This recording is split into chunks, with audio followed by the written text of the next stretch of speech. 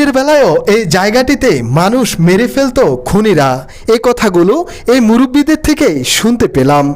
সময়ের সাথে সাথে এই মুরব্বীরা আরও কিছু আমাকে বলেছে, এই জায়গাটি সাধারণ মানুষের কাছে খুবই ভয়ঙ্কর হয়ে উঠেছে। এগুলো অতীতের কথা।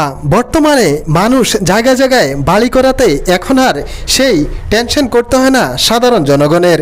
চলুন পাখির নজরে আজকে সেই মাঠগুলো দেখাবো, সেই ভয়ঙ্কর মাঠগুলো ক্যামেরাবন্দি করব।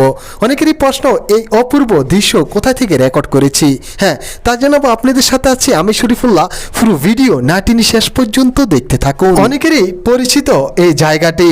এই জায়গাটিকে বলা হয় ডাররা মাঠ, অর্থাৎ ডাররা হাতুড়েই আগে এই ধরনের খুন খারাপি হয়ে থাকতো, কিন্তু সময়ের সাথে সাথে পাল্টে গিয়েছে সেই জায়গার দৃশ্যগুলো।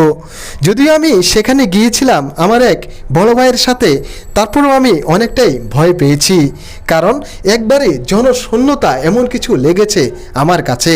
কিন্তু কিছুক্ষণ পর পর যখন মানুষ দেখতে পাই তখন আমার কাছে একটু ভালো লেগেছে, কারণ সেই জায়গায় গেলে দিনের বেলায়ও এখনও বুক কাঁপবে।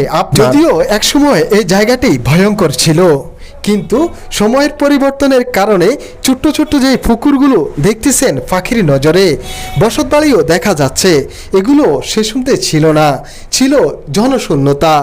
অনেকেই ভয়ে আসতো না এই জায়গাগুলোতে।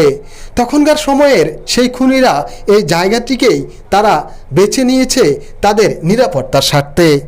যদিও এখন আর সেই ধরনের কোনো খোঁজখবরে পাওয়া যায় না, সময়ের সাথে সাথে সবে পাল্টে গিয়েছে। এই ছোট্ট ভিডিওটি শেয়ার করার অনুরোধ রইল জনস্বার্থে। চাঁদপুর শাহরাস্তির নতুন নতুন ভিডিও পেতে এই শরীফুল্লাহ পেজটাকে ফলো দিয়ে সাথেই থাকুন।